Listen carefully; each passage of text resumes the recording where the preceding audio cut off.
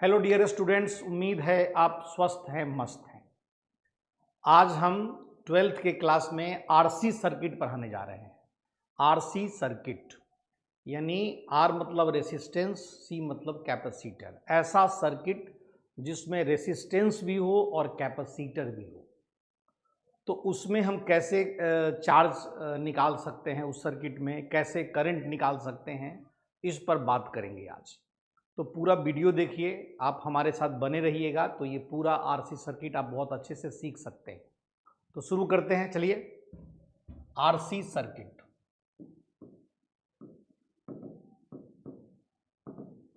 RC circuit, the circuit containing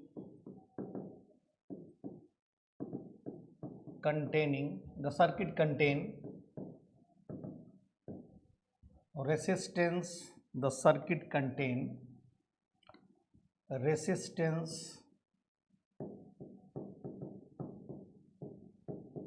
and capacitor is called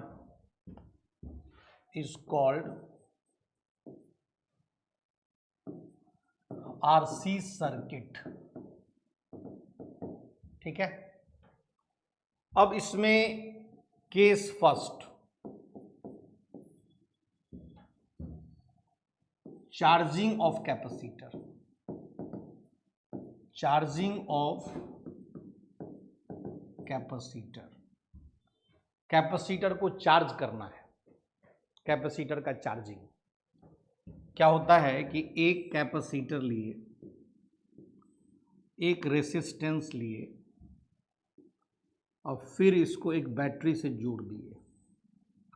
ये resistance R है, capacitor का capacitance C है, और बैटरी का EMF जो है वो एक्साई कुछ ऐसा मान लीजिए।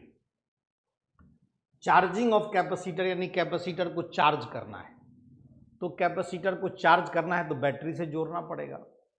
और देखिए, अभी तक जो हम कैपेसिटर पढ़े उसमें वायर में कोई रेसिस्टेंस नहीं होता था, हम लोग आइडियल वायर मानते थे। लेकिन प्रैक्टिकली आप सोचिए कि जब कैपेसिटर को किसी वायर से जोड़ेंगे बैटरी के थ्रू, तो वायर का अपना कुछ तो रेसिस्टेंस होगा ही। तो प्रैक्टिकली हर एक सर्किट जिसमें कैपेसिटर लगा हुआ है बैटरी के साथ, वो रेसिस्टेंस के साथ ही है। लेकिन जो पिछले चैप्टर में हम कैपेसिटर के बारे में पढ़े, उसमें हम वायर का रेसिस्टेंस 0 मान ले रहे थे, यानी आइडियल वायर मान के चल रहे थे। लेकिन प्रैक्टिकली हर एक वायर का कुछ ना कुछ रेसिस्टेंस तो है। तो रेसिस्टेंस है तो अब हम उस प्रैक्टिकल अप्रोच पे चल रहे हैं कि वायर में रेसिस्टेंस भी है, कैपेसिटर भी है और बैटरी से जोड़ दिए हैं। तो किसी टाइम टी पे कैपेसिटर पे चार्ज क्या होगा, या किसी टाइम टी पे वायर में करंट कितना फ्लो कर रहा होगा, तो इन सारी बातों को समझेंगे डिटेल में। तो चलो ऐसा करते हैं कि यहाँ पर एक स्विच भी लगा देते हैं। एक स्विच लगा दो, है ना। जो भी बच्चे इस वीडियो को देख रहे हैं उनको हम ये बोलना चाह रहे हैं कि आप ये सब जो हम लिखते हैं ना, ये सब PDF में आपको मिल जाएगा। इन्वेंटर्स एडुकेयर ऑनलाइन क्लास का टेलीग्राम ग्रुप है, उस पर। तो आप टेलीग्राम ग्रुप ज्वाइन कर लीजिए, इन्वेंटर्स एडुकेयर ऑनलाइन क्लास का। आपको ये सब नोट जो भी हम लिखेंगे ये PDF में वहीं पे आपको मिल जाएगा। ठीक है ना। तो आप यहाँ बैठ के इस लेक्चर को देख रहे हैं अगर, और नोट बना रहे हैं, तो नोट तो बनाइए, नोट्स बनाना चाहिए, लेकिन साथ साथ आपको PDF भी टेलीग्राम ग्रुप पे मिल जाएगा। So don't worry. तो आगे बढ़ते हैं। मान लेते हैं assume initially no charge on capacitor. ये मान के चलो कि कैपेसिटर पे कोई चार्ज इनिशियली नहीं है। अब ये स्विच है,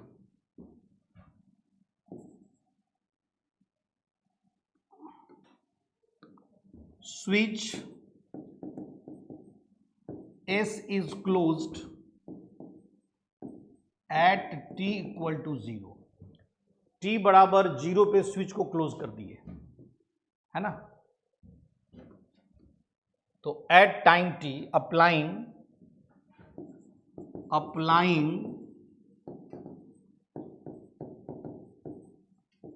किरचॉफ्स वोल्टेज लॉ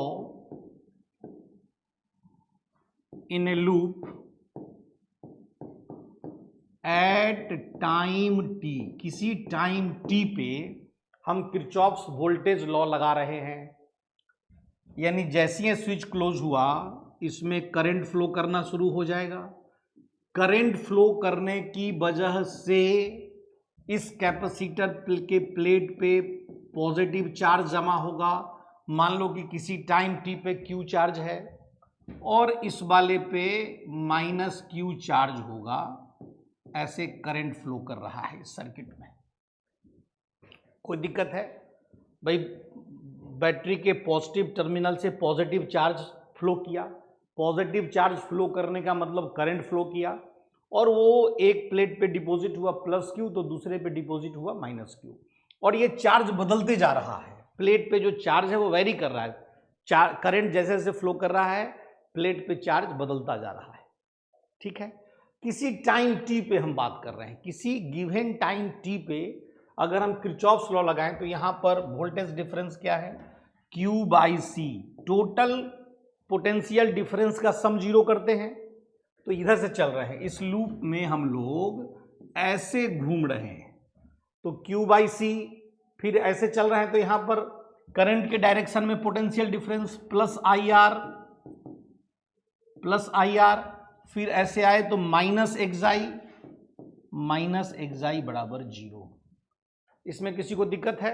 आप यहां से चलना शुरू किए, पहले पॉजिटिव है बाद में निगेटिव है, तो potential difference Q by C positive, फिर करंट के डायरेक्शन में आ रहे हैं तो यहां भी IR, फिर ये इधर घूम रहे हैं तो ये पहले निगेटिव बाद में पॉजिटिव, तो बैटरी का EMF माइनस एक्साई, ये सारा सम मिलके 0 हुआ। किरचॉफ्स का वोल्टेज लॉ के हिसाब से किसी लूप में सारे पोटेंशियल डिफरेंस का सम 0 होगा।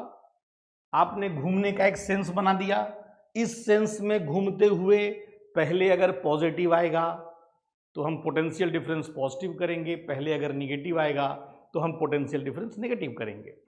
खैर ये बात तो हुई, अब हम थोड़ा सा इसको ऊपर कर रहे हैं सॉल्यूशन कंप्लीट करने के लिए। अब देखिएगा,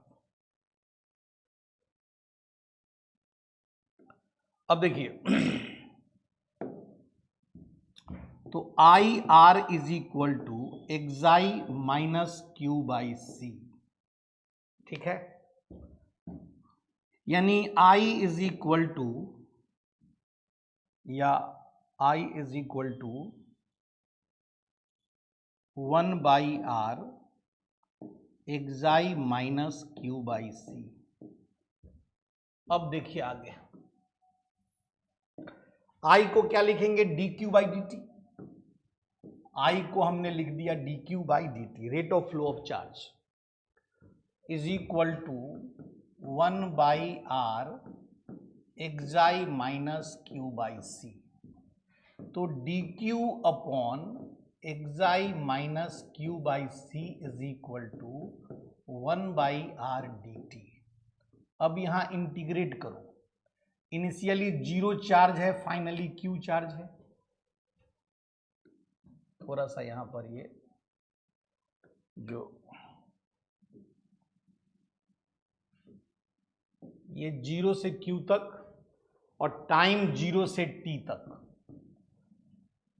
इंटीग्रेशन करने में आप लोग सब एक्सपर्ट हैं, तो तुरंत आप लिख दीजिएगा ln xi minus Q by C is equal to minus 1 by C, 0 से q तक, लॉग में जाएगा 1 by M X plus C है तो लॉग में चला गया, और q का जो कोफिशियंट है नीचे डिवाइड हो गया माइनस 1 बाई सी, और इधर आ गया आपको minus 1 by R, sorry minus Q 1 by R t, 1 by R t, यानी एक बार इसको लिखो ln xi minus Q by C upon xi is equal to -1 by R C into t. ठीक है जी, ये आया पहले पेज पे। अब आगे हम बढ़ते हैं दूसरे पेज पे। यहां तक किसी को दिक्कत नहीं होना चाहिए, है ना। एक बार ध्यान से आप देख लीजिए, अगर किसी को कोई दिक्कत है तो वो हमसे टेलीग्राम के माध्यम से सवाल पूछ सकता है, अपनी दिक्कत बता सकता है, हम उसका जवाब देंगे। ठीक है जी, ये हो गया। आगे बढ़ें। नेक्स्ट में क्या था, ln xi minus Q by C upon xi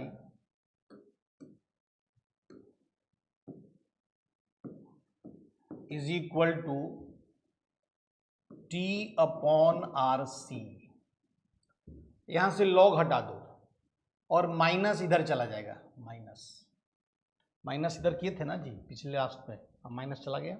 ठीक है, अब xi minus Q by C upon xi, यहां से लॉग हटाए तो ये चला गया e to the power minus t upon R सी।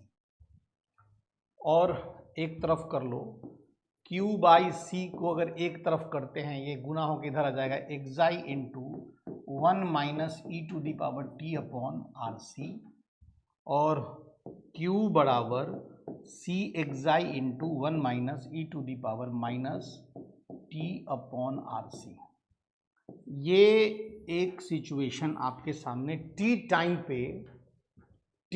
पे चार्ज निकालने का फॉर्मूला आ गया, कैपेसिटर पे चार्ज एट टाइम टी। अब ये जो आरसी है ना, ये जो टर्म है, the term RC is called time constant, और इसको टाउ से रिप्रेजेंट करते हैं। भाई इसका नाम टाइम कांस्टेंट का है, तो आप देखिए dimensionally t by R C, ये पूरा एक्सपोनेंशियल डायमेंशनलेस है, तो आरसी का डायमेंशन वही होगा जो टाइम का डायमेंशन है, क्योंकि एक्सपोनेंशियल के ऊपर जो पावर है वो भी तो डायमेंशनलेस है। एक्सपोनेंशियल के ऊपर कुछ भी पावर रहेगा वो डायमेंशनलेस होगा, है ना। तो डायमेंशनलेस कैसे होगा, जब आरसी का डायमेंशन टी के बराबर होगा, यानी आरसी है कांस्टेंट और डायमेंशन टाइम के बराबर है।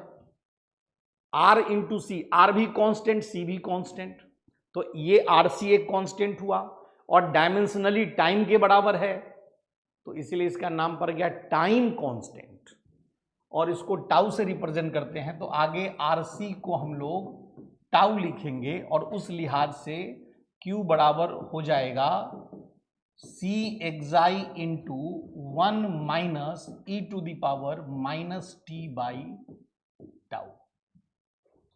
ये चार्ज हम लोग निकाल पाए,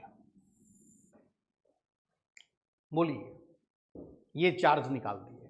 तो करंट क्या होगा, इसलिए I क्या होगा जी, d Q by d t, differentiate करो, सी एक्साई इंटू 0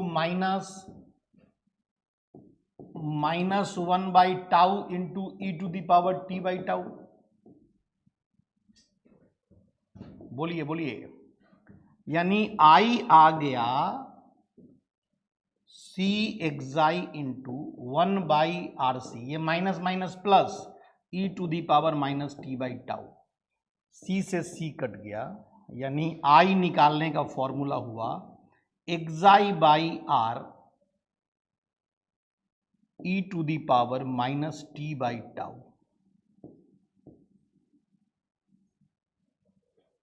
बोलो, यानी किसी टी टाइम पे कैपेसिटर पे चार्ज कितना है, करंट क्या है सर्किट में, ये दो चीज हम निकाल लिए। देखिए यहां से कुछ और जानकारी हम लोग समझेंगे, कुछ जानेंगे डिटेल में। जैसे क्या है, at t is equal to 0, at t is equal to 0, Q क्या होगा, टी को 0 पुट करो, ई का पावर 0 1 1 माइनस 1, किसी भी संख्या के ऊपर 0 1 होता है, तो ई का पावर 0 1 हो जाएगा, 1 माइनस 1 0 हो जाएगा, तो क्यू 0 होगा। और करंट क्या होगा, t बराबर 0 पे करंट जो है वो एक्साई बाई आर होगा। करंट क्या होगा, एक्साई बाई आर होगा। बोलिए, ये t बराबर 0 है। एट t बराबर टाउ, यानी एक टाइम कांस्टेंट के बाद क्या होता है, एक टाइम कांस्टेंट बीतने के बाद करंट के चार्ज क्या हुआ, q बराबर हो गया c एक्साई 1 माइनस 1 बाई ई। ठीक है ना। अच्छा, आप ना ई का वैल्यू नॉर्मली याद करते हैं, हमारा सजेशन है कि 1 बाई ई का वैल्यू याद रखो। 1 बाई ई जो होता है ना वो 0.37 होता है, 1 बाई ई, क्योंकि ज्यादातर जगह आपको 1 बाई ई का जरूरत पड़ेगा। तो 1 बाई ई 0.37 हो गया, तो क्यू कितना हो गया 0.63 इंटू सी एक्साई। बोलिए, और हम लोग थोड़ा और इसको छोटा कर दें, थोड़ा सा कर दें।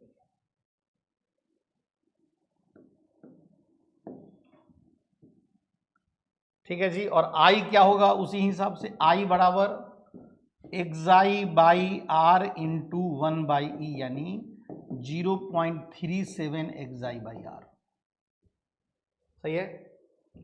और at t is equal to infinity, at t बराबर इंफिनिटी, लॉन्ग टाइम के बाद, t is equal to infinity यानी after long time, after long time, after long time क्या हो जाएगा, Q बराबर, Q बराबर जो होगा वो C एक्साई बचेगा।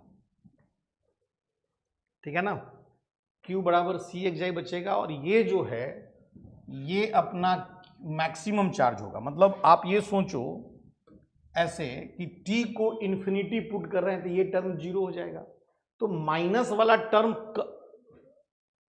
0 हो सकता है, माने माइनस वाला टर्म का कम से कम वैल्यू क्या होगा, 0। 0 से कम होने से तो निगेटिव होगा नहीं, ये एक्सपोनेंशियल कभी निगेटिव होगा क्या, नहीं होगा। तो कम से कम क्या हो सकता है, 0। तो जब ये 0 होगा तो चार्ज मैक्सिमम होगा, तो हम क्या लिखेंगे, एट t बराबर infinity charge on capacitor is maximum,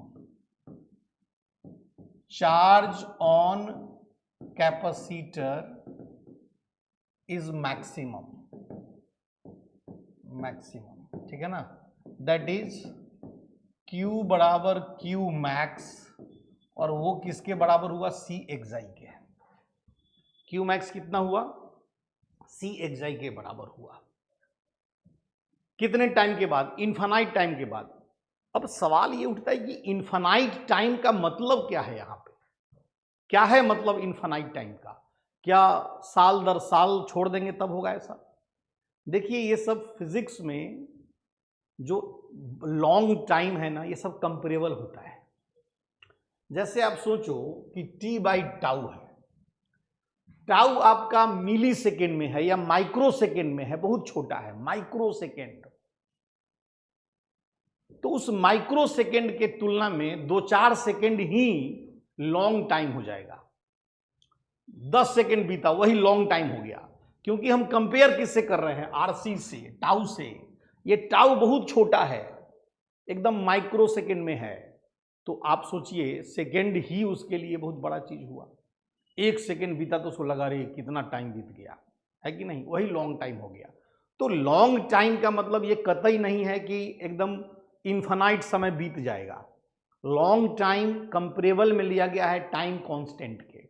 आप खुद सोचिए ना मैथमेटिकली, ऐसे सोचो t बाई टाउ, खुद आप समझ जाइएगा। इसको हम लोग ले लेते हैं 1 सेकेंड, इसको लेते हैं 1 माइक्रो सेकेंड, तो 10 to the power -6 microsecond. तो 1/10 टू दी पावर -6 कितना छोटा हुआ। ये करीब करीब करीब करीब कितना हुआ,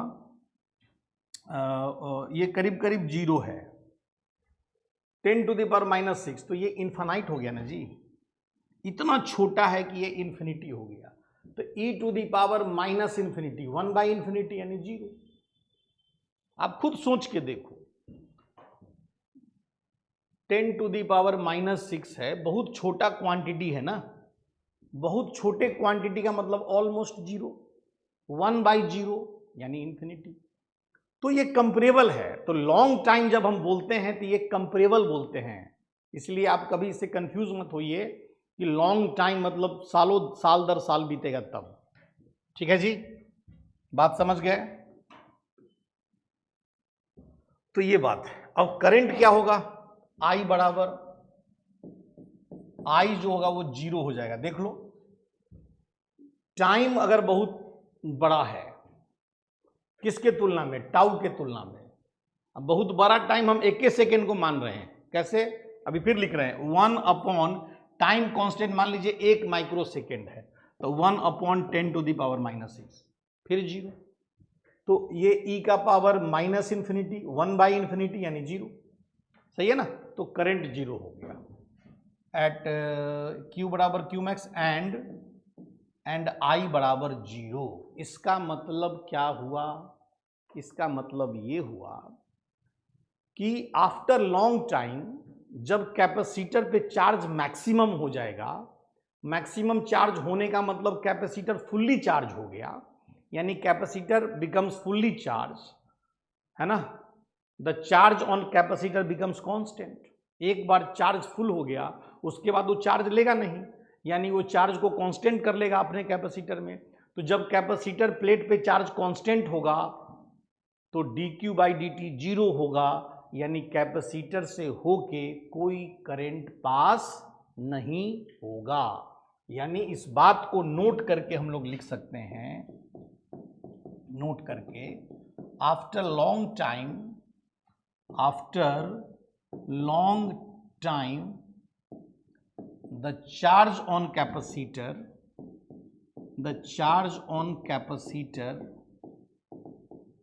becomes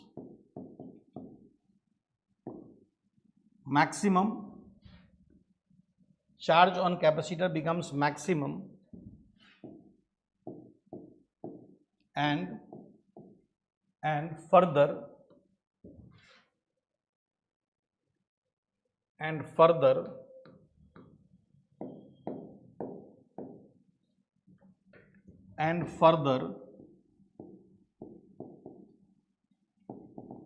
it becomes constant, and further it becomes constant, ये चार्ज क्या होगा, कांस्टेंट हो जाएगा। ठीक है, and further it becomes constant. ठीक है, and further it becomes constant. So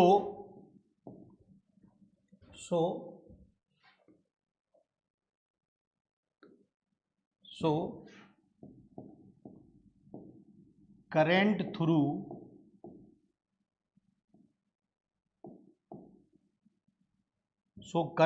capacitor becomes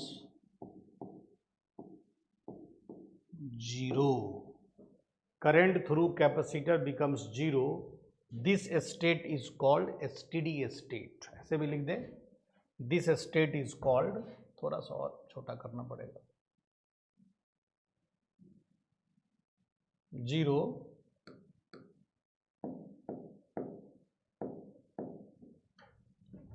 this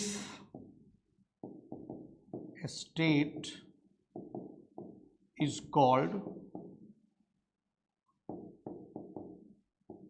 a steady state।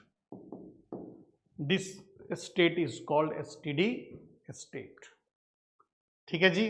अब ग्राफ समझते हैं कि भाई चार्ज वर्सेस टाइम ग्राफ कैसा हुआ, करंट वर्सेस टाइम ग्राफ कैसा हुआ। ये हम केस 1 लेके चल रहे हैं चार्जिंग ऑफ कैपेसिटर का। इसके बाद हम लोग डिस्चार्जिंग ऑफ कैपेसिटर की भी बात करेंगे। आगे बढ़ते हैं, एक बार आइए आगे नेक्स्ट पेज पे। जैसे सिचुएशन सिंपल था कि भाई हमारे पास एक कैपेसिटर है, एक रेसिस्टेंस है और ये बैटरी लगा हुआ है, इस पर प्लस क्यू, इस पर माइनस क्यू, और ये करंट आई है, ठीक है, ये करंट आई है। अब क्या हुआ, इसमें हम लोग Q versus time T graph देखिएगा। ये टाइम है, इधर चार्ज है।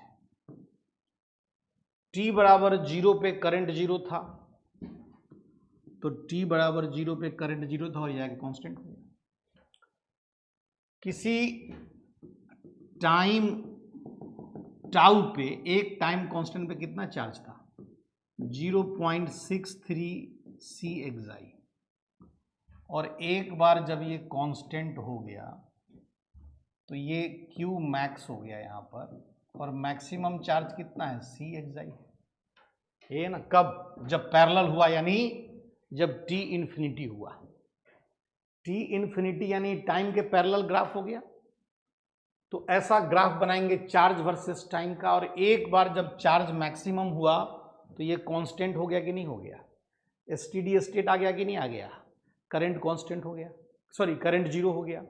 इसी तरह से अगर करंट वर्सेस टाइम ग्राफ भी यहां बनाएंगे तो कैसा बनाएंगे वो देख लीजिए। Current versus time graph, current versus time graph, current versus time graph, ये क्या है, टाइम और इधर करंट आई। शुरू में t बराबर 0 पे, सारा डेटा आपके पास है, t बराबर 0 पे करंट मैक्सिमम था, और इन्फिनाइट समय के बाद, लॉन्ग टाइम के बाद करंट 0 हो गया, यानी इसका ग्राफ कुछ ऐसा बनेगा। यानी जब t इन्फिनिटी हुआ है तो करंट 0 हो गया, और इनिशियली ये एक्साई बाई आर था, और किसी एक टाइम कांस्टेंट के बाद ये था 0.37 एक्साई बाई आर। बोलो, ये करंट वर्सेस टाइम ग्राफ, ये चार्ज वर्सेस टाइम ग्राफ, ये दो चीज आप देखें कब के लिए, जब कैपेसिटर को हम चार्ज कर रहे हैं, चार्जिंग कैपेसिटर है। इसी में अगर कैपेसिटर डिस्चार्ज हो रहा होगा तब का केस लेते हैं, केस 2 मिटा दें, ये क्लियर है। चलिए,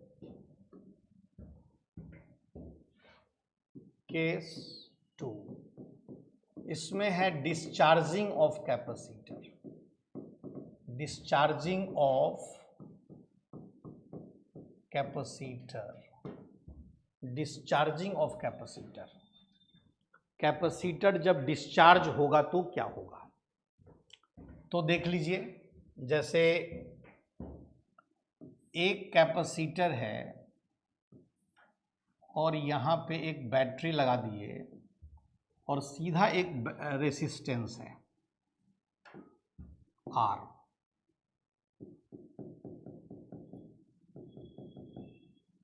स्विच को क्लोज कर दिए, यहां लिख रहे हैं चूंकि डिस्चार्जिंग है तो यहां पर इनिशियली तो कैपेसिटर चार्ज होगा, तो क्या लिखेंगे, eight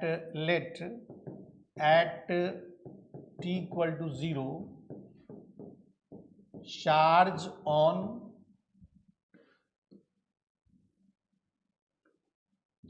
on capacitor is Q not.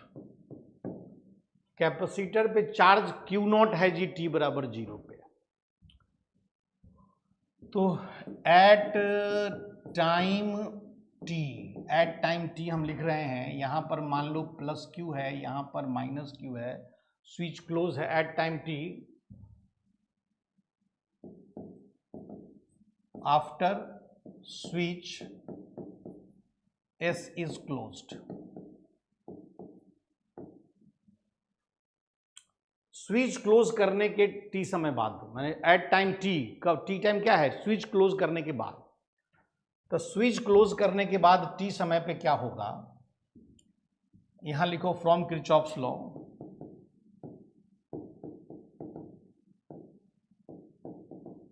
Kirchhoff's law, Q by C, ऐसे करंट फ्लो कर रहा होगा ना, ये पॉजिटिव से पॉजिटिव चार्ज निकल रहा होगा, ऐसे करंट आ रहा होगा।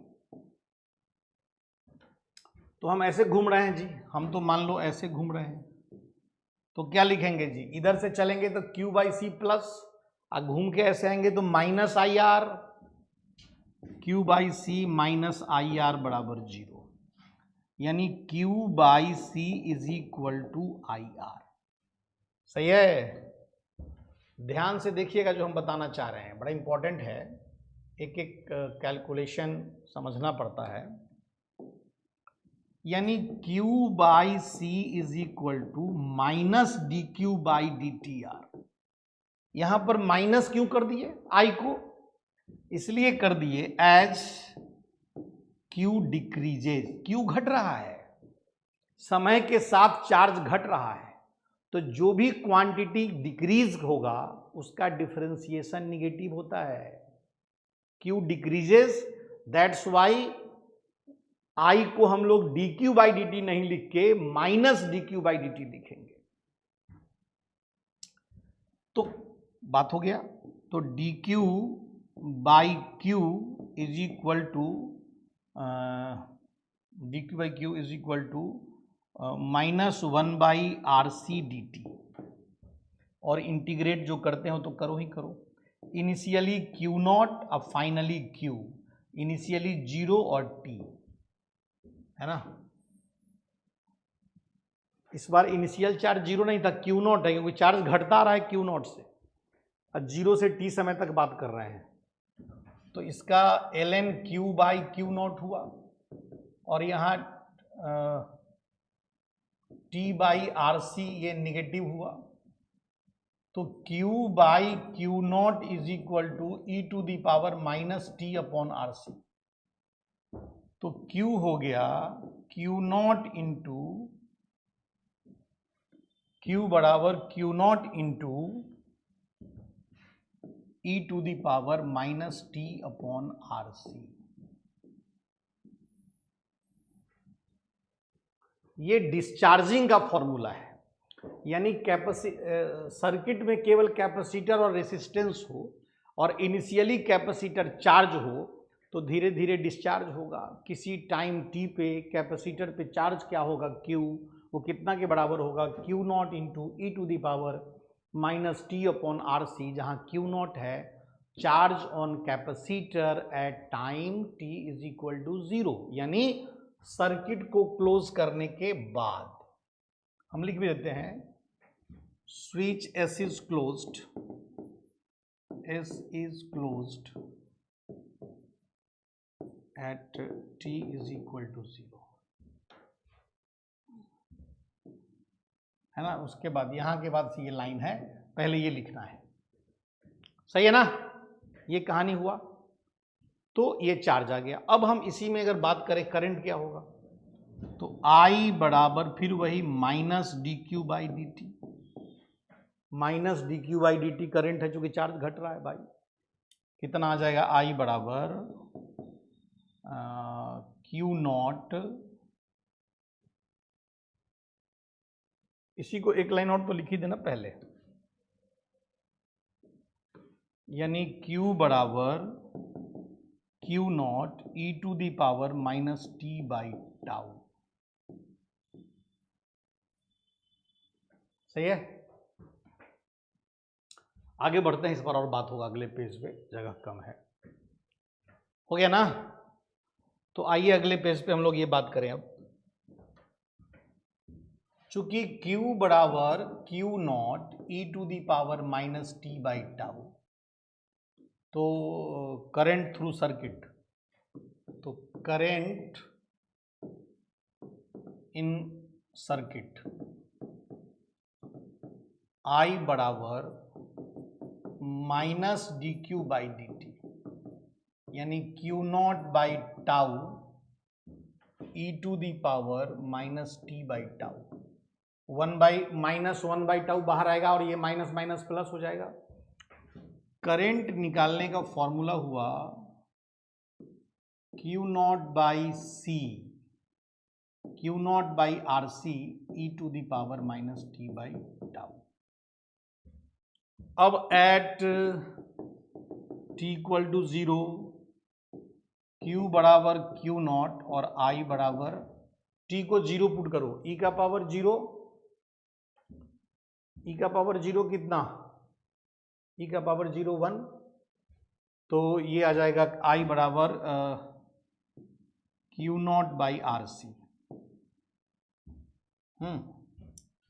एट t बराबर एक टाइम कांस्टेंट पे अगर हम बात करें, t बराबर टाउ पे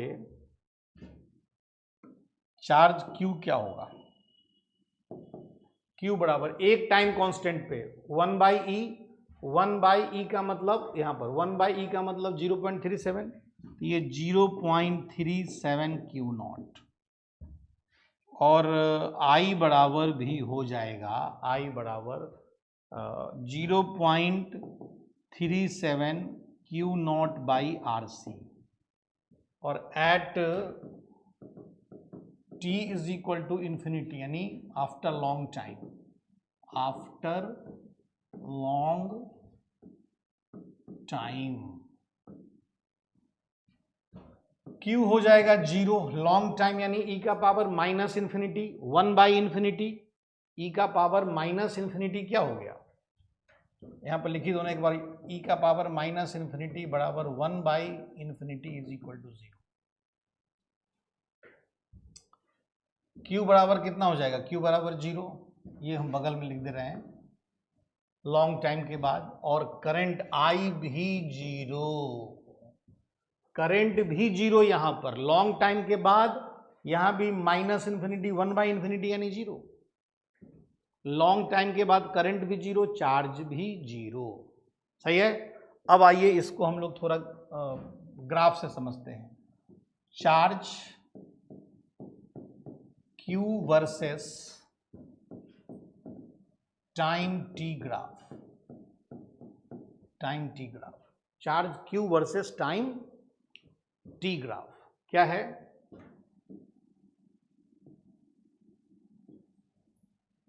इधर टाइम t है, इधर चार्ज Q है, तो यहां पर ये जो है ऐसा कुछ होगा,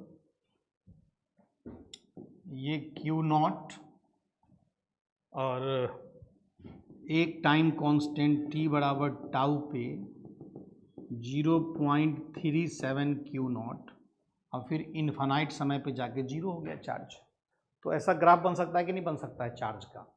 करंट का भी ग्राफ सेम ही होगा, अगर आप देखना चाहते हैं तो वो भी हम दिखा सकते हैं, करंट का भी जो ग्राफ होगा बिल्कुल सेम होगा इसमें।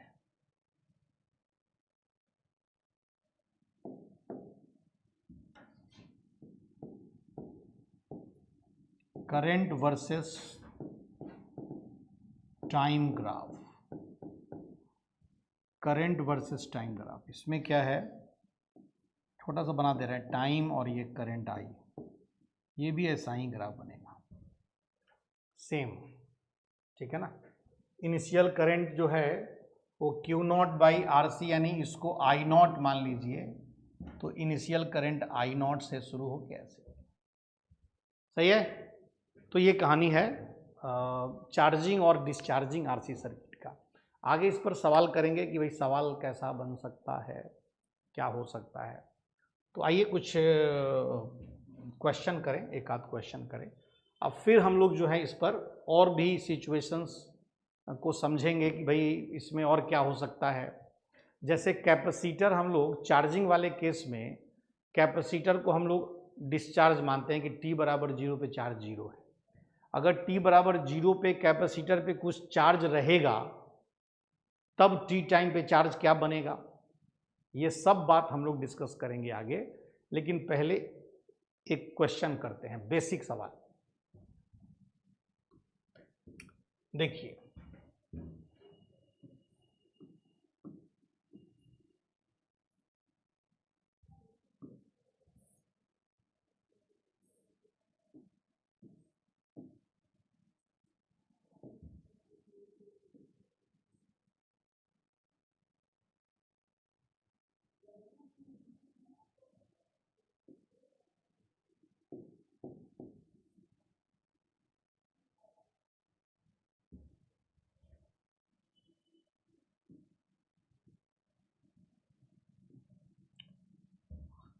ये 10 ओम का एक रेसिस्टेंस है, ये 4 ओम का है, और ये 3 ओम और ये 6 ओम है, और ये 12 वोल्ट का बैटरी है, और ये 2 माइक्रोफैराड का कैपेसिटर है। क्वेश्चन है आपका, find the charge on capacitor at a steady state।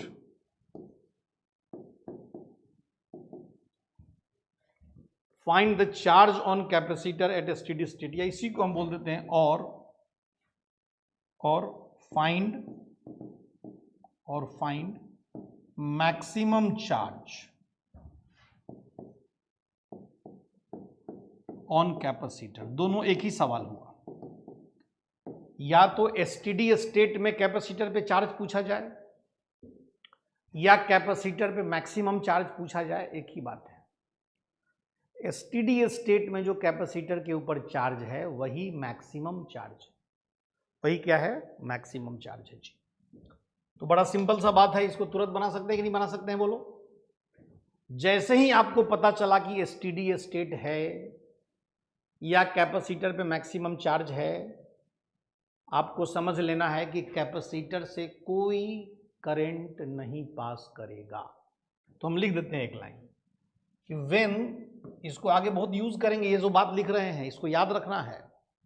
When charge on capacitor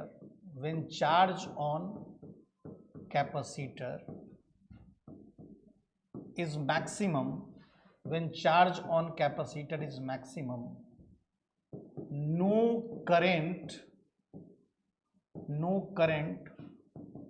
flow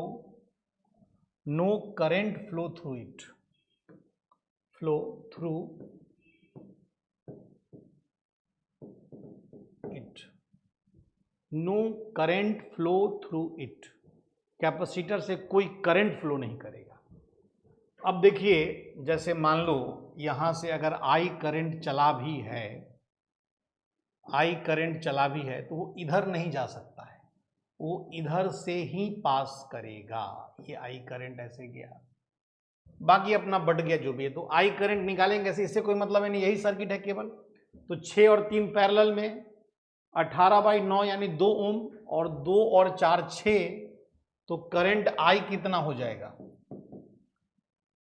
12/6 ampere यानी 2 एम्पियर। बोलो कोई दिक्कत है? टोटल ईएमएफ 12 वोल्ट और इफेक्टिव रेसिस्टेंस 6 ओम। कैसे? 6 और 3 का पैरेलल में है तो ये 2 और 2 और 4 6, सही, करंट निकल गया। अब चलिए मान लीजिए इस पर चार्ज जो है अभी Q मैक्स है और इस पर वही -Q मैक्स है। क्या हो जाएगा यहां पर? Q max by 2, Q max by 2 is equal to, Q max by 2 is equal to 4I। Q max by 2 is equal to 4I कितना है यार? 2 ओम। तो 2 आप चेक कर लीजिए, यहां का पोटेंशियल डिफरेंस, क्योंकि इसमें तो करंट है नहीं, तो यहां का potential difference Q max by 2, Q max by 2 किसके बराबर होगा? यहां के डिफरेंस के बराबर होगा। यहां से यहां के बीच में केवल एक 4 ओम है, तो 4I, तो Q max by 2 is equal to 4I, और यहां से हमको निकल गया Q मैक्स कितना? 16 माइक्रोफैराड। ठीक है, बोलिए आगे बढ़ें, आगे बढ़ते हैं।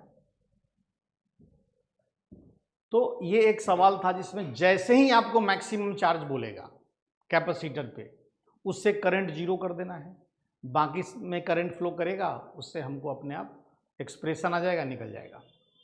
एक बात हो गया। अब हम एक सिचुएशन और ले रहे हैं इसमें, when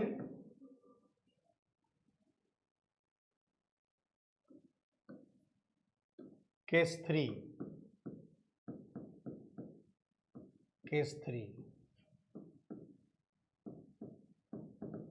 charging of capacitor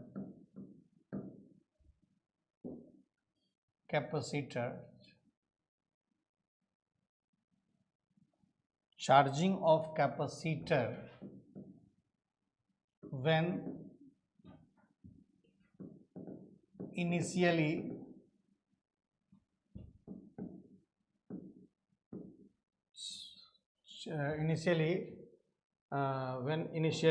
charge on capacitor is Q nought. Capacitor पे चार्ज Q नॉट है और भी चार्ज उस पे जाना है। देखिए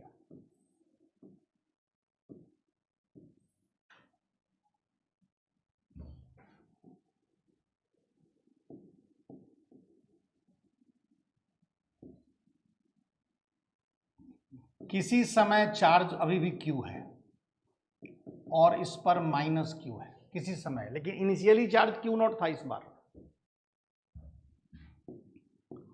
I करंट फ्लो किया, रेसिस्टेंस R है, वही बात फिर से लिखेंगे, Q/C प्लस IR, ऐसे करंट फ्लो कर रहा होगा ना, ऐसे करंट फ्लो कर रहा है। Q/C plus IR minus XI बराबर 0, सब कुछ वही है। तो IR is equal to XI minus Q/C, IR is equal to XI minus Q/C। I को हम लोग लिखेंगे dQ/dt। देखिए हम लोग ये मान के चल रहे हैं कि कैपेसिटर चार्ज हो रहा है, तो जब ये मान के चल रहे हैं मतलब इनिशियल जो चार्ज Q नॉट है वो मैक्सिमम जो चार्ज कैपेसिटर पे जा सकता है उससे कम है, यानी हम ये लिख दें कि Q नॉट लेस देन है Q मैक्स से, जो फाइनल चार्ज जाएगा मैक्सिमम, यानी स्टेडी स्टेट का जो चार्ज है। Q मैक्स मतलब charge on capacitor eight steady state, ये मान के चल रहे हैं तभी ना चार्ज हो रहा है कैपेसिटर। जैसे मैक्सिमम चार्ज मान लो 10 माइक्रोकूलम है और इनिशियली 2 माइक्रोकूलम है, तो वो 2 माइक्रोकूलम से चार्ज होते होते होते होते 10 तक जाएगा, यानी इनिशियल चार्ज जो है वो मैक्सिमम चार्ज से कम है। ये मान के चलेंगे तभी ना ये चार्जिंग का केस बैठेगा, बोलिए। तो मान के चल रहे हैं, तो जब चार्जिंग है तो I को dQ/dt लिखे, यानी चार्ज बढ़ रहा है। चार्ज बढ़ रहा है तो करंट को प्लस dQ/dt लिख सकते हैं।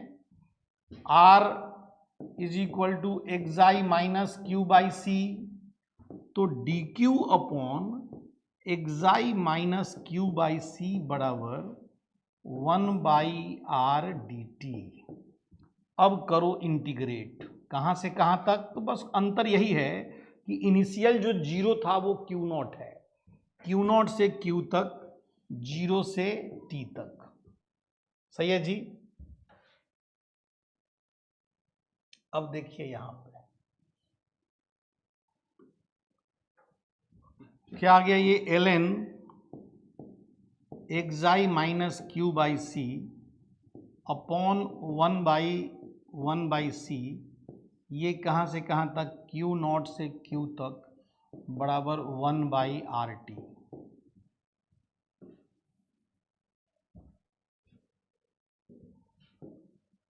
ln XI minus Q/C upon XI easy, कहां से कहां तक, sorry, okay okay okay okay, XI minus Q not by C upon XI minus Q, अरे यार पूरा ठीक से लिखो, लिमिट पुट कर दे रहे हैं। ln एक बार अपर लिमिट, तो XI minus Q/C minus lower limit ln xi minus Q not by C is equal to minus 1 by R C into t, यानी ln xi minus Q by C upon xi minus Q not by C is equal to t by tau. सही है ना, R C को tau कर दिए। अब xi minus Q by C upon xi minus Q not by C is equal to e to the power minus t by tau. अब q by C निकालना है। एक काम करते हैं, xi minus Q by C is equal to xi minus Q not by C into e to the power minus t by tau. सही है, इतना हम लोग लिख दिए। अब आइए थोड़ा सा इसको और इजी करते हैं। हाँ,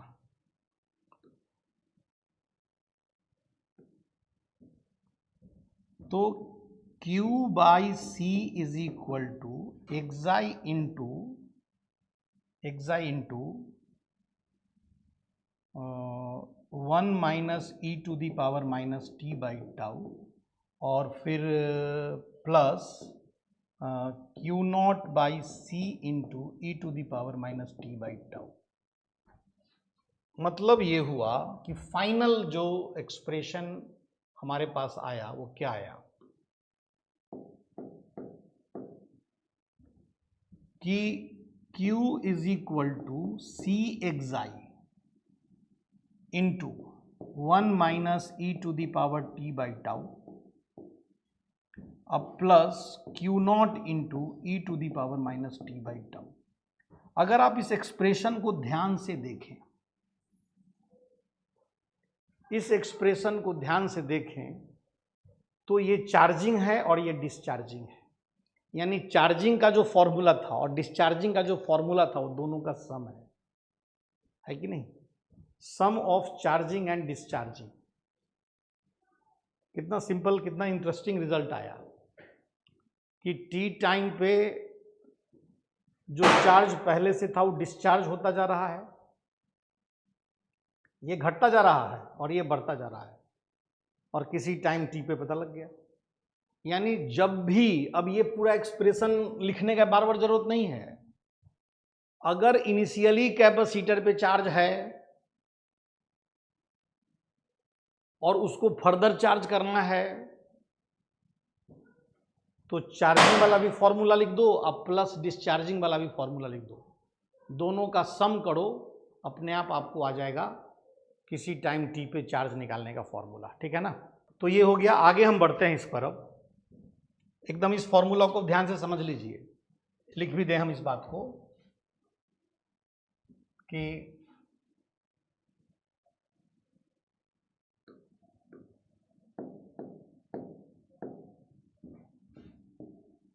it is the sum of charges,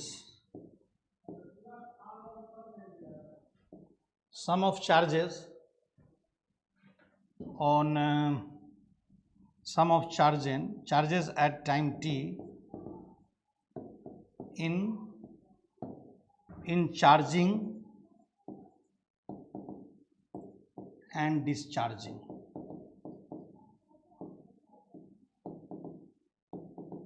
In normal cases।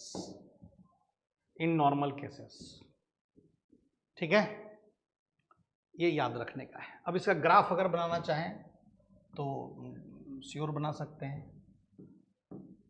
Charge Q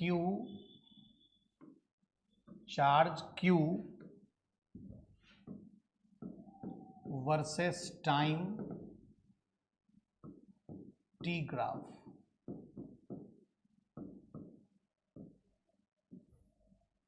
इधर टाइम है, ये चार्ज है Q नॉट,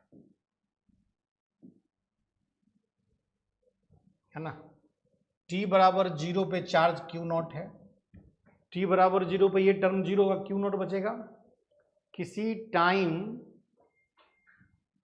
और t बराबर इन्फिनिटी पे क्या होगा, t बराबर इन्फिनिटी पे ये 0 हो जाएगा और ये सी एक्स बचेगा, यानी ये बढ़ रहा है, ये बढ़ के ऐसे होगा, ये क्यू मैक्स बराबर सी एक्साई। तो आप देखो यहां से यहां तक जाने में कितना चार्ज ये लिया, Q nought minus C xi. तो इसको हम लोग डायरेक्ट भी लिख सकते हैं इससे, इसको हम लोग डायरेक्ट भी लिख सकते हैं किससे,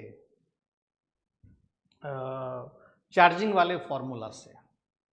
जैसे Q बराबर, अल्टरनेट मेथड देखो,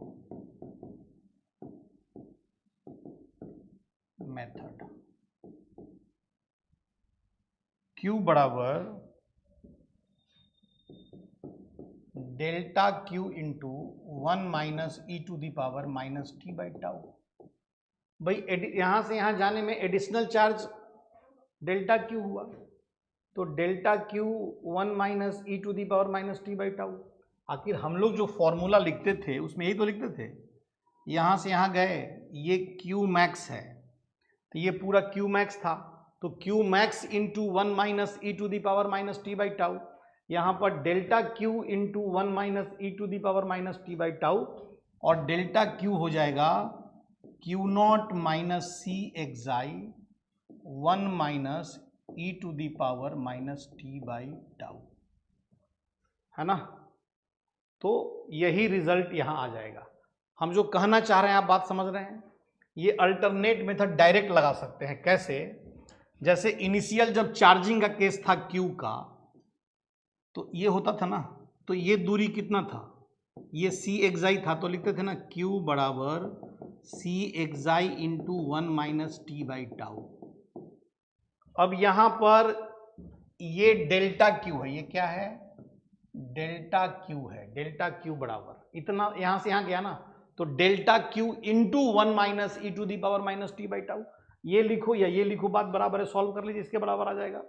तो डायरेक्ट भी लिख सकते हैं अगर कैपेसिटर इनिशियली चार्ज है तो, यानी कैपेसिटर के पास इनिशियली कुछ चार्ज है, तो ये डायरेक्ट ऐसे लिख सकते हैं, delta Q into 1 minus e to the power minus t by tau. सही है, तो ये कहानी हुआ। अब आगे बढ़ते हैं इस पे। इसमें भी मान लीजिए जैसे ये केस हम लोग लिए कि Q नॉट लेस देन, ऐसे ही डिस्चार्जिंग का केस अगर होगा तो क्या करेंगे, वो भी हम लोग एक बार कर लेते हैं। केस 4 देखो, आगे बढ़े, केस 4 भी देख लो। Case 4,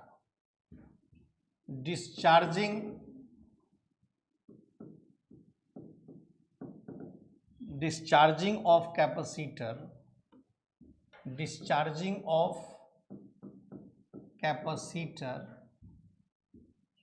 if initially charge on capacitor is Q naught, और Q नॉट जो है वो लेस देन है सी एक्साई से, सी एक्साई यानी Q मैक्स से, सी एक्साई यानी Q मैक्स, मैक्स यानी इनिशियल चार्ज, अब जो भी इसमें यहां पर होगा इनिशियल चार्ज तो खैर Q नॉट है। अब देखो सी एक्साई जो चार्ज है उससे कम है, Q नॉट सॉरी ज्यादा है, ज्यादा ना, Q नॉट ज्यादा है, उल्टा कर दिए, Q नॉट ज्यादा है। तो इनिशियल जो चार्ज है वो कैपेसिटर बैटरी से जुड़ने के बाद जो चार्ज रख सकता है मैक्सिमम, उससे ज़्यादा है। इसका मतलब जैसे ही उसको जोड़ेंगे रेसिस्टेंस से, क्या होगा कि वो डिस्चार्ज होना शुरू होगा, ठीक है ना। यानी फॉर्मूला क्या बनेगा इस बार जो फॉर्मूला बनेगा वो कुछ ऐसा बनेगा, जैसे मान लीजिए कि आपके पास एक कैपेसिटर है, एक रेसिस्टेंस है और एक बैटरी भी है इस बार, और इनिशियली चार्ज ज्यादा है, ये मैक्सिमम सी एक्साई रख सकता है। मैक्सिमम चार्ज क्या रख सकता है? सी एक्साई, और है ज्यादा तो कुछ घटेगा ना। तो मान लो किसी समय Q है, तो Q क्या होगा भाई? ये Q0 से घट के ऐसे आएगा, इस बार घट के C एक्साई पे आ जाएगा, ये C एक्साई लास्ट होगा Q0 से घट के।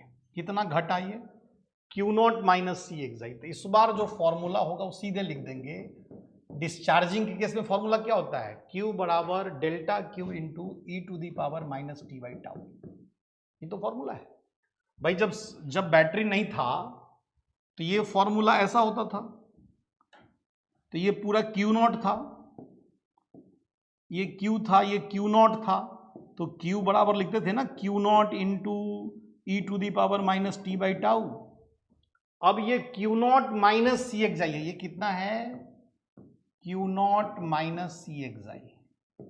तो यहां Q बराबर हम लोग लिख देंगे Q0 minus C एक्साई into e to the power minus t by tau. ये डिस्चार्जिंग के लिए फॉर्मूला हो गया जी, डायरेक्ट। सही है ना?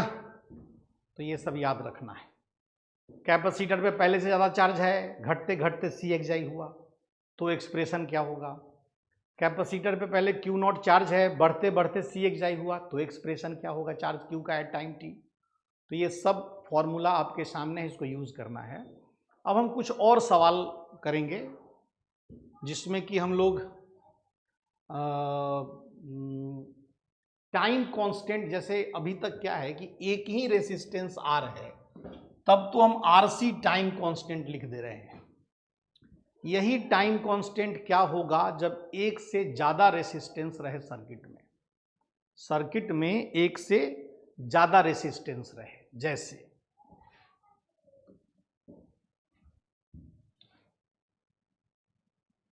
Calculation of time constant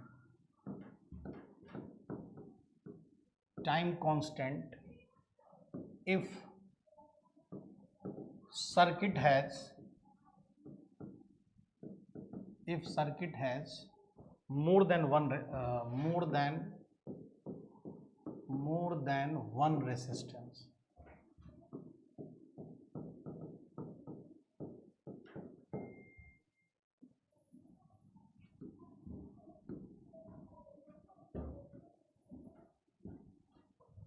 if circuit has more than one resistance। अब देखिए इस बात को थोड़ा समझा जाए। जैसे सपोज करो ये सिचुएशन है,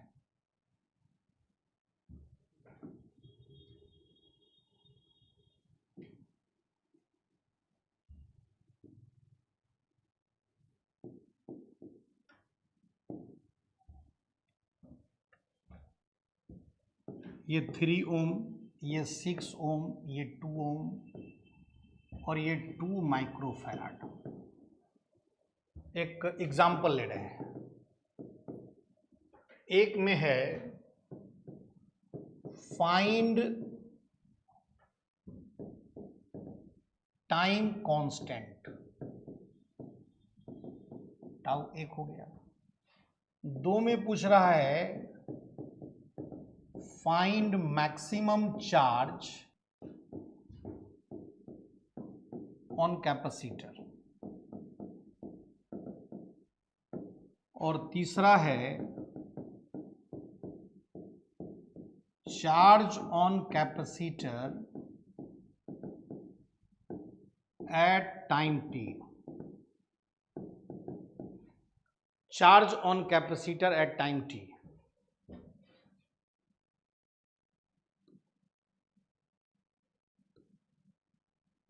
ये 3 क्वेश्चन हम लोग लिए, एग्जाम्पल एक ले रहे हैं। बेसिकली हमको टाइम कांस्टेंट निकालना था, उस पर हम लोग बात कर रहे हैं। तो क्या करते हैं टाइम कांस्टेंट निकालने के लिए? पहला सवाल का जवाब कर रहे हैं। शॉर्ट सर्किट करो, short circuit the battery, short circuit the battery and find equivalent resistance across C. Find equivalent resistance across C.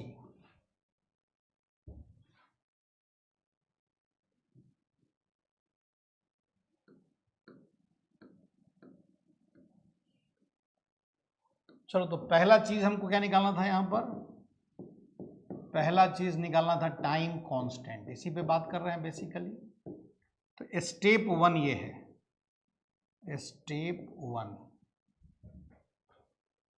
Short circuit the battery and find equivalent resistance across C, यानी capacitor.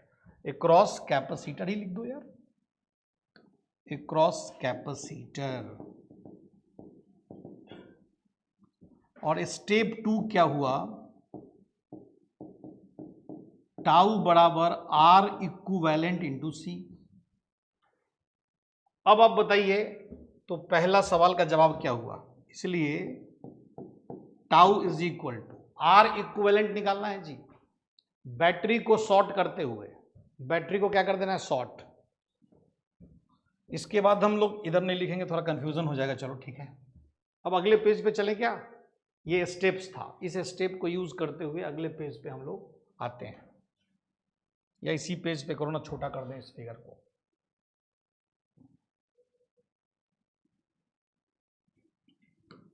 अब क्या करना है, यानी कर ये रहे हैं कि कैपेसिटर के अक्रॉस निकाल रहे हैं, बैटरी को शॉर्ट कर रहे हैं ना।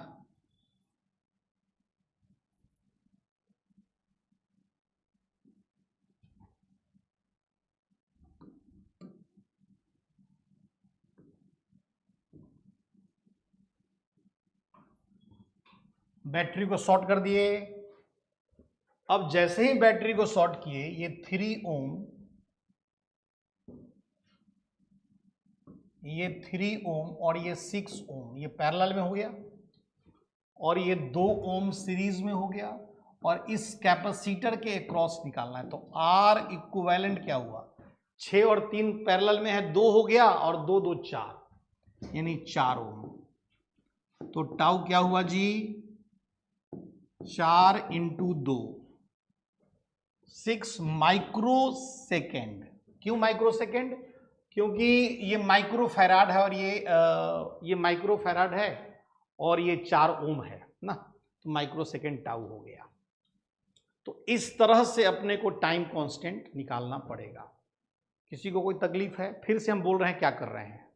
जब भी सर्किट में एक से ज़्यादा रेसिस्टेंस हो और टाइम कांस्टेंट निकालना हो, तो आपको इक्विवेलेंट रेसिस्टेंस निकालना पड़ेगा। इक्विवेलेंट रेसिस्टेंस निकालने के लिए करना क्या है भाई? तो बैटरी को शॉर्ट कर देना है और कैपेसिटर के अक्रॉस इक्विवेलेंट निकाल देना है, इस तरह से। सही? ये जो टाइम कांस्टेंट अपना आया, काम हो गया। अब चार्ज क्यू मैक्स क्या है? दूसरा सवाल है क्यू मैक्स निकालना, charge on capacitor, maximum charge on capacitor निकालना। इस सवाल पे आते हैं। दूसरा क्वेश्चन, अगले पेज पे चले, इस पेज पे जगह नहीं है। ठीक है, एक बात तो हो गया कि टाइम कांस्टेंट अपना कितना आ गया? 4 दूनी 8, यानी 8 माइक्रो सेकेंड, 8 माइक्रो सेकेंड आ गया। नेक्स्ट पेज पे 3 6 है ना, ये 2 माइक्रो फैराड था, ये 2 ओम था, ये 3 और ये 6, और ये बैटरी एक लगा हुआ है।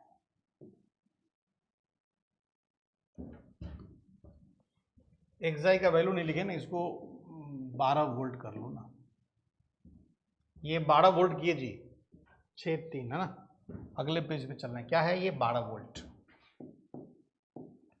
ये 6 ओम, ये 3 ओम, ये 2 ओम, ये 2 माइक्रोफैराड। दूसरा सवाल कर रहे हैं क्यू मैक्स। क्या करना होगा? फॉर क्यू बराबर Q max I current through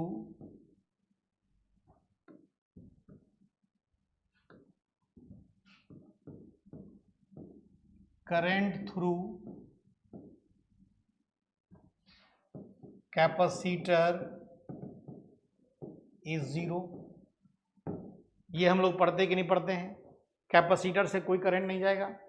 capacitor से कोई करंट नहीं जाएगा मतलब जो भी करंट है आई वो इधर से जाएगा, वो इधर से जाएगा। यानी I is equal to 12/9 ampere. 6 और 3 9, 12/9 कितना हो गया ये?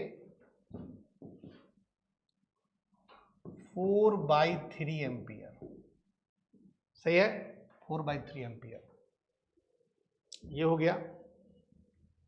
ये करंट आ गया। अब देखो इसमें चार्ज, अब इधर से कोई करंट जा नहीं रहा है, अभी इस पर चार्ज जो है वो मैक्सिमम है क्यू मैक्स, और ये माइनस क्यू मैक्स। इसमें करंट क्या है? आई बराबर इसमें 0 है। अभी इसके अक्रॉस वोल्टेज और इसके अक्रॉस वोल्टेज बराबर कर सकते हैं, ये पैरेलल में हो गया। यहां पर वोल्टेज क्या है? 3i, और यहां पर वोल्टेज क्या है? Potential difference. तो Q मैक्स बाई 2, तो 3 into 4/3 is equal to Q max by 2। 3 से 3 कट गया और Q मैक्स आ गया 8 माइक्रो कूलम। तो मैक्सिमम चार्ज आ गया कैपेसिटर पे। कितना सिंपल काम है। जब भी कैपेसिटर पे चार्ज मैक्सिमम करना हो तो उससे होके कोई करंट पास नहीं करेगा, यही लगाना है केवल। ठीक है। अब तीसरा सवाल था कि किस charge on capacitor at time t. Charge on capacitor at time t. Charge on capacitor at time t क्या हो जाएगा भाई? चार्ज बराबर Q बराबर Q max 1 minus e to the power t by tau. ये जनरल फॉर्मूला हुआ जी। यहां लिखते थे C एक्साई, लेकिन C एक्साई तब लिखते थे ना जब एक रेसिस्टेंस था। अब एक से ज्यादा रेसिस्टेंस है तो Q मैक्स लिखेंगे हम लोग यहाँ पर। चूंकि C एक्साई वहां भी Q मैक्स के ही बराबर था, तो जनरल फॉर्मूला ऐसे लिखना है, Q बराबर Q max 1 minus e to the power minus t by tau. और इसमें आपको सब कुछ मालूम है। क्या क्या मालूम हो गया?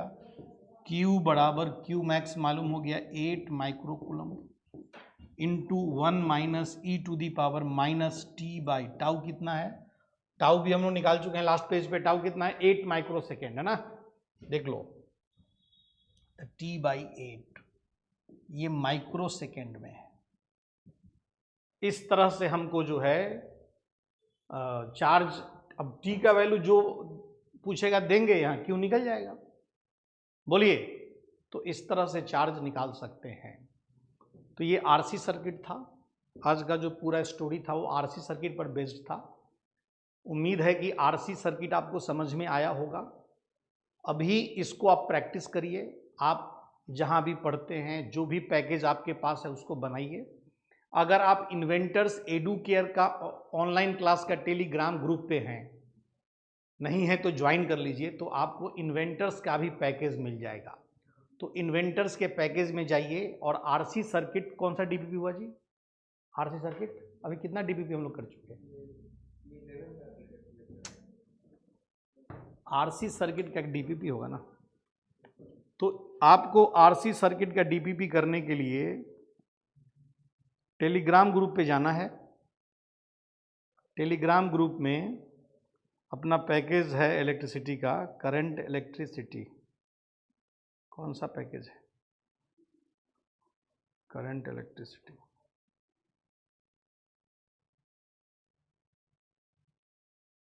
यार करंट कहाँ चला गया?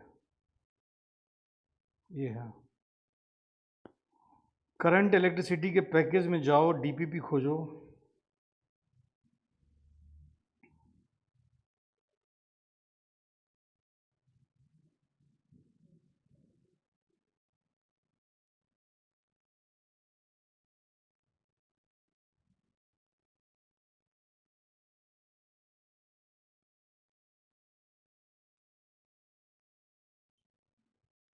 एक्सरसाइज कितना में है?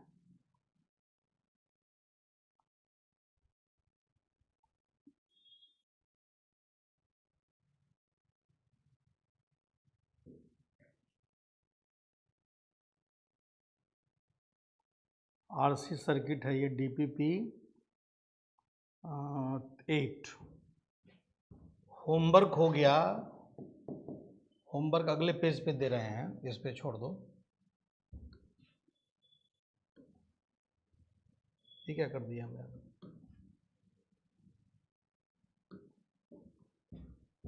होमवर्क है आपका, होमवर्क इन्वेंटर्स पैकेज